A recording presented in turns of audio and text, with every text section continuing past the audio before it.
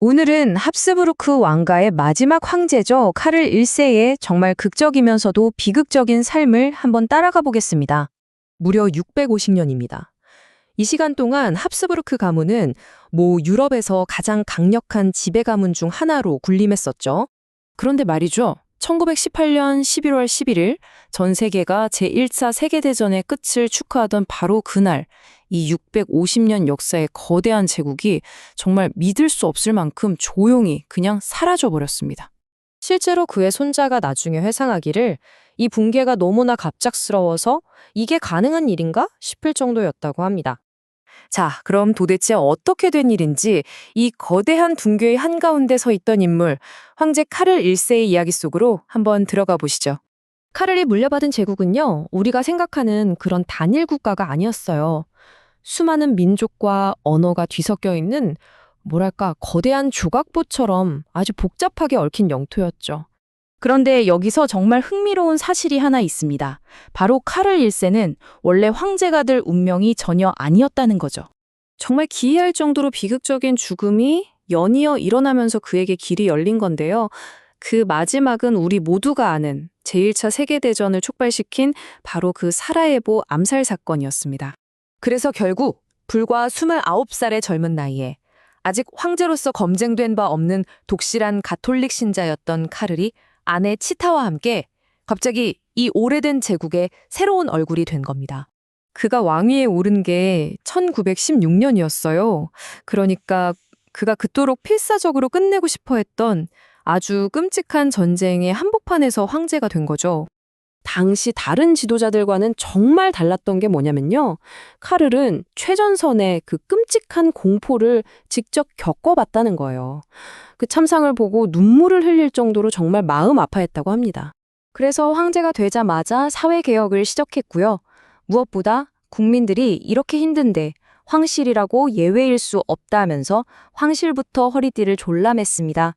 하지만 평화를 향한 그의 간절한 바람은요, 아주 강력한 동맹국이었던 독일의 야망과 정면으로 충돌하고 맙니다. 당시 독일은 승리를 거의 확신하면서 전쟁을 계속 밀어붙이고 있었거든요. 그래서 그는 정말 엄청난 결단을 내리게 됩니다. 동맹국인 독일 몰래 적국에 직접 평화를 호소하는 진심이 담긴 비밀 편지를 보낸 거죠. 정말 위험한 도박이었어요. 하지만 이 위험천만한 시도는요, 완전히 역효과를 낳고 맙니다.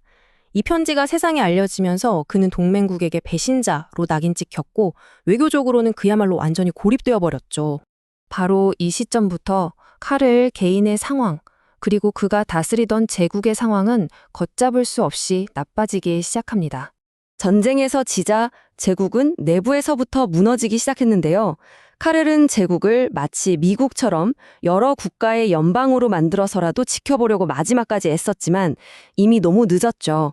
여러 민족들이 앞다투어 독립을 선언하면서 그의 노력은 그냥 무시당하고 말았습니다. 그래서 제국이 무너지던 마지막 날 그는 통치할 권력은 포기했어요. 하지만 황제라는 칭호만큼은 끝까지 절대로 포기하지 않았습니다. 왜 그랬을까요? 카를이에게 황제라는 자리는 그냥 직업이 아니었던 겁니다. 그건 신이 내린 사명, 즉 소명이었어요. 그래서 자기가 그냥 그만둘 수 있는 게 아니라고 생각했던 거죠. 그 이후 그의 삶은 정말 끝없는 추락의 연속이었습니다.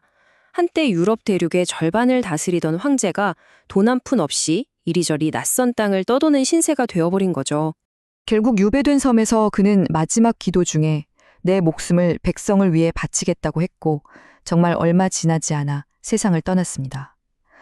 그의 아내는 30살의 나이에 뱃속에 8번째 아이를 가진 채 미망인이 되었죠.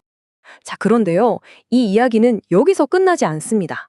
그의 유산으로 넘어가 보면 정말 누구도 예상치 못했던 결말이 기다리고 있습니다. 그가 살아있을 때 그리고 죽은 직후의 평가는 아주 냉혹했습니다.